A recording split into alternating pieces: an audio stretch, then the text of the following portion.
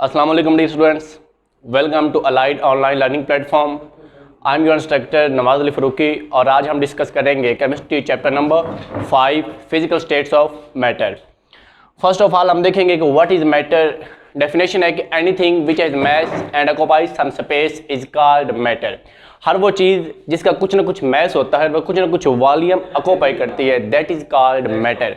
Matter has actually 4 form: liquid, solids, gases and plasma, but plasma is not in your syllabus। Plasma को हमने detail में discuss नहीं करना, आपने सिर्फ इतना याद रखना है कि मैटर की 4 फॉर्म्स होती हैं: liquid, solid, gases and plasma.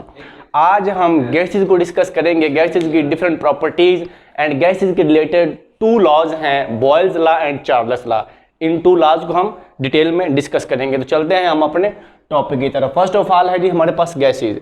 अगर हम गैसेज को देखें तो no fix shape, no fix volume, molecules in random motion and large empty spaces. जो गैसेज होती हैं, गैसेज का कोई अपना खास फिक्स वॉल्यूम नहीं होता, गैसेज की कोई खास शेप नहीं होती।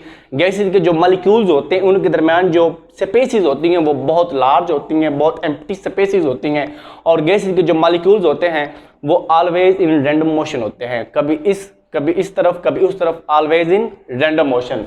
Then typical properties of gases. अगर गैसेज की टिपिकल प्रॉपर्टीज की हम बात करें तो फर्स्ट ऑफ ऑल है डिफ्यूजन। What is diffusion? हमने कहा कि गैसेज के जो मॉलिक्यूल्स होते हैं वो रैंडम मोशन में होते हैं। तो जब गैस मॉलिक्यूल्स रैंडमली मूव करते हुए मिक्सअप होते हैं, होमोजीनियस मिक्सचर बनाते हैं आपस में, गैस एक दूसरे के साथ टकराव के साथ कोलाइड करती हैं, गैसेज के मॉलिक्यूल होमोजीनियस मिक्सचर जब बनाते हैं, that phenomena is known as diffusion. अब डिफ्यूजन का जो रेट है वो गैस के लाइट या फिर हैवी होने के पर डिपेंड करता है। अगर कोई गैस लाइट होगी तो वो जल्दी डिफ्यूज हो जाएगी, या अगर कोई गैस हैवी होगी तो वो जल्दी डिफ्यूज नहीं होगी, वो स्लोली डिफ्यूज होगी। Second one is effusion. जो डिफ्यूजन है और एफ्यूजन ये एक दोनों के वाइस वर्सा हैं, दूसरे के उल्ट हैं। डिफ्यूजन होता है कि गैसेज के रैंडमली मूव करते हुए मॉलिक्यूल्स का होमोजीनियस मिक्सचर बन जाना, that is called diffusion. But what is effusion? किसी बारीक होल से, टाइनी होल से गैस के मॉलिक्यूल का एस्केप हो जाना एफ्यूजन कहलाता है। फॉर एग्जांपल अगर हम इसकी एग्जांपल की बात करें तो फॉर एग्जांपल पंक्चरिंग ऑफ टायर। जब टायर पंक्चर होता है तो एक स्मॉल होल से सारी की सारी एयर क्या होती है, एस्केप हो जाती है, that is known effusion. Next one is pressure. What is pressure? Gas के मॉलिक्यूल्स किसी यूनिट एरिया पर जो फोर्स एग्जर्ट करते हैं, that is known is pressure. Pressure के अगर हम फार्मूला की बात करें तो pressure is equal to force पर यूनिट एरिया। यहाँ से हम प्रेशर के यूनिट्स को भी डिफाइन कर सकते हैं। फोर्स का यूनिट होता है जी न्यूटन एंड एरिया का यूनिट होता है मीटर स्क्वायर। सो न्यूटन पर metre square, that's are units of pressure. Next one is standard atmospheric pressure. Pressure exerted by mercury column of 760 mm height at sea level is known as standard atmospheric pressure। 1 atm, एक atm किसके equal होता है? 760 mm of Hg is equal to 760 torr, या फिर 101325 Newton पर metre square, या फिर pascal. ये जो वैल्यू है 101325, ये हम इसके यूनिट्स न्यूटन पर मीटर स्क्वायर में भी लिख सकते हैं या फिर पास्कल में भी लिख सकते हैं। नेक्स्ट वन आता है जी कंप्रेसिबिलिटी। ज़ाहिर सी बात है, हम बात कर रहे हैं कि जो गैस के मॉलिक्यूल्स होते हैं उनके दरमियान लार्ज एम्प्टी स्पेसेस होती हैं, यानी बहुत दूर दूर होते हैं। इट्स मीन दैट कि गैस के मॉलिक्यूल्स को हम कंप्रेस कर सकते हैं, एक दूसरे के करीब ला सकते हैं। अगर एक बड़े सारे कैन में, बड़े सारे कंटेनर में मेरे पास गैस है, कंटेनर बहुत बड़ा है लेकिन जो गैस है वो ओनली 2 किलोग्राम या 3 किलोग्राम है, तो अगर मैं उसको कंप्रेस करता चला जाऊंगा तो वो गैस का जो वॉल्यूम है वो कंप्रेस होता चला जाएगा, कंप्रेस होता चलेगा। इट्स मीन दैट हम गैस को कंप्रेस कर सकते हैं, और गैसेज का ये कंप्रेस हो जाना, ये कंप्रेशन जो है that is known as compressibility. Next one is mobility. What is mobility? Mobility निकला है मोबाइल से। जिस तरह कि हमने पिछले चैप्टर में पढ़ा है, कोवलेंट बॉन्ड वाले चैप्टर में, जब हमने मेटेलिक बॉन्ड की बात की थी, हमने कहा था जो मेटल्स में बॉन्ड पाए जाते हैं दैट्स कॉल्ड मेटेलिक बॉन्ड, और ये किस वजह से होते हैं? मोबाइल इलेक्ट्रॉन की वजह से, मींस फ्री इलेक्ट्रॉन की वजह से, जो इलेक्ट्रॉन फ्रीली मूव करते हैं। तो अगर हम गैस की बात करें तो गैस के जो मॉलिक्यूल्स हैं ये रैंडम मोशन में होते हैं, कभी इस तरफ जाते हैं कभी इस तरफ जाते हैं, रैंडमली मूव कर रहे होते हैं। तो इनका ये रैंडमली मूवमेंट जो है, रैंडमली मूव करना, that is called mobility and last one is density. What is density? First of all आपको डेंसिटी का जो कॉन्सेप्ट है वो समझना होगा। अगर मेरे पास एक चीज़ है जो बहुत ही सॉलिड है, उसके आइटम जो हैं वो आपस में टाइटली पैक्ड हैं, तो उसकी जो डेंसिटी है वो ज़्यादा होगी। और एक मेरे पास अदर थिंग है, उसके जो आइटम्स हैं वो लूजली पैक्ड हैं, तो उसकी जो डेंसिटी है वो कम होगी। अगर हम सॉलिड, लिक्विड एंड गैसेस की बात करें तो जो गैस की डेंसिटी है वो लोअर आती है, लोएस्ट पे आती है, सबसे एंड पे आती है। या मैं ये कहूँ कि जो सॉलिड की डेंसिटी वो सबसे ज़्यादा होती है, उससे कम लिक्विड की होती है एंड उससे कम गैसेस की होती है। तो हम ये लिख सकते हैं कि जो गैसेस की डेंसिटी होती है वो सॉलिड एंड लिक्विड से कम होती है। उसके बाद है जी हमारे दो लॉज हैं, टू लॉज हैं, Boyle's law and Charles law. First law is Boyle's law. Boyle's law आपके मुतल्लक आपको जो मेन चीज़ें हैं मैं वो यहाँ पे बयान करने जा रहा हूँ, बाकी जब आप लेक्चर सुनेंगे डिस्कशन टाइम में मैं आपको बता दूंगा। First one is Who was presented Boyle's law? First of all, Robert Boyle in 1662. Robert Boyle ने 1662 में ये लॉ प्रेजेंट किया। ये लॉ गैसेस के रिलेटेड है। इस लॉ में तीन फैक्टर्स हैं, pressure, volume and temperature, but temperature remains constant.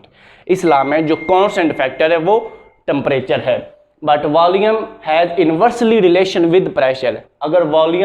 अगर प्रेशर बढ़ाते जाएंगे तो वॉल्यूम कम होता चला जाएगा और प्रेशर कम करेंगे तो वॉल्यूम ज़्यादा होता चला जाएगा। That is called inverse relation between volume and pressure. If volume represented by V and pressure is represented by P, then volume inversely proportional to pressure. अगर हम प्रोपोर्शनलिटी का साइन खत्म करेंगे, इज इक्वल टू का sign डालेंगे और constant क्या आ जाएगा, K। V is equal to K over P। Then हमारे पास इसके अगली फॉर्म होगी पी वी। ये पी इधर डिवाइड हो रहा है, इधर आके क्या हो जाएगा, multiply. P V is equal to के।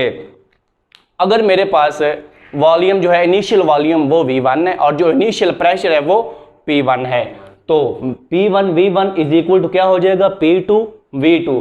यहाँ से हमारे पास बॉयल्स लॉ की सेकेंड स्टेटमेंट भी आती है इस रिलेशन से। कैसे? The product of volume and pressure always equal to constant. किसी भी गैस का जो वॉल्यूम और प्रेशर इन दोनों का प्रोडक्ट होगा वो ऑलवेज एक कांस्टेंट के इक्वल होगा। अगर ये कांस्टेंट के इक्वल होगा तो P1 V1 भी इज इक्वल टू कांस्टेंट होगा, P1 V1 is equal to K and P2 V2 is also equal to K। So ये भी K के इक्वल है एंड ये भी K के इक्वल है, दोनों आपस में इक्वल हो जाएंगे। P1 V1 is equal to P2 V2। Experimental verification के नोट्स आपके पास हैं, बुक भी आपके पास है, वो अपने खुद एक बार रीड करना है। नेक्स्ट है हमारे पास चार्ल्स लॉ। जो चार्ल्स लॉ है ये फ्रेंच साइंटिस्ट जे चार्ल्स ने 1787 में प्रेजेंट किया था। रिलेशन किस में है, वही थ्री फैक्टर्स हैं, volume, temperature and pressure. But Boyle's law में जो कांस्टेंट फैक्टर है वो टेम्परेचर है, लेकिन चार्ल्स लॉ में जो कांस्टेंट फैक्टर है दैट इज प्रेशर। और जो वॉल्यूम और टेम्परेचर है इनके दरमियान डायरेक्ट रिलेशन पाया जाता है। उधर वॉल्यूम और प्रेशर के दरमियान इनवर्स है, इधर वॉल्यूम और टेम्परेचर के दरमियान डायरेक्ट रिलेशन है। The volume of given mass of a gas is directly proportional to its temperature at constant pressure. Constant pressure पर किसी भी गैस का जो वॉल्यूम है उसके टेम्परेचर के साथ डायरेक्ट रिलेशन में होता है। अगर हम ये साइन खत्म करेंगे, यहाँ पे कांस्टेंट K आ जाएगा, V is equal to KT। Then ये वाला T इधर मल्टीप्लाई हो रहा है, इधर आके क्या हो जाएगा, divide, V over T is equal to K। उसी तरह अगर मेरे पास जो इनिशियल वॉल्यूम है वो V1 है और जो इनिशियल टेम्परेचर है वो T1 है, फाइनल वॉल्यूम V2 होगा और फाइनल टेम्परेचर क्या होगा, T2। दोनों किसके इक्वल होंगे, K के। Like as V1 over T1 is equal to K and V2 over T2 is equal to K। Both are equal to K। So आपस में दोनों इक्वल हो जाएंगे। V1 over T1 is equal to V2 over T2। It's mathematical expression, mathematical proof, जो experimental verification है दोनों laws की, उसके दोनों नोट्स में ग्रुप में सेंड कर दूंगा। आपके पास बुक भी आपने खुद से रीड करना है। और गैसेस के रिलेटेड जो लास्ट टॉपिक है वो है एब्सोल्यूट टेम्परेचर स्केल। ये लॉर्ड केल्विन ने इंट्रोड्यूस करवाया था, उसके नेम पे है एब्सोल्यूट टेम्परेचर स्केल या फिर kelvin temperature scale. Lord kelvin introduce करवाया था। इस टेम्परेचर पर किसी भी आइडियल गैस का जो वॉल्यूम है वो 0 हो सकता है। ठीक है, अगर इसको डिफाइन करें तो हम इस तरह डिफाइन करेंगे, a temperature at which an ideal gas would have 0 volume is known as absolute temperature scale. इसकी जो वैल्यू है वो अगर हम केल्विन में लें तो 0 केल्विन से स्टार्ट होती है, अगर हम डिग्री सेंटीग्रेड में लें तो -273.5 15 डिग्री सेंटीग्रेड -273.15 डिग्री सेंटीग्रेड में होगी। अब इस टेम्परेचर के रिलेटेड 2 इक्वेशंस हैं, ये 2 इक्वेशन वो पेपर में पूछ सकता है या पेपर में इसकी कन्वर्जेशन आ सकती है, कन्वर्जन आ सकती है कि टेम्परेचर आपके पास केल्विन में दिया गया है, इसको डिग्री सेंटीग्रेड में कन्वर्ट करें, या डिग्री सेंटीग्रेड में दिया गया है, इसको केल्विन में कन्वर्ट करें।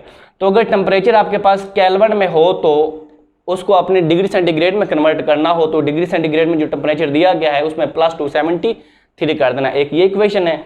और अगर टेम्परेचर डिग्री सेंटीग्रेड में दिया गया हो तो जो टेम्परेचर केल्विन में है उसमें से -273 कर देना है। ये आपके पास 2 इक्वेशंस हैं, इन दोनों इक्वेशंस को आपने याद करना है। जहाँ तक हमारा जो गैसेस का पोर्शन है वो कंप्लीट हो गया है। नेक्स्ट लेक्चर में हम जो है वो सॉलिड्स को और जो लिक्विड्स हैं इनको डिस्कस करेंगे।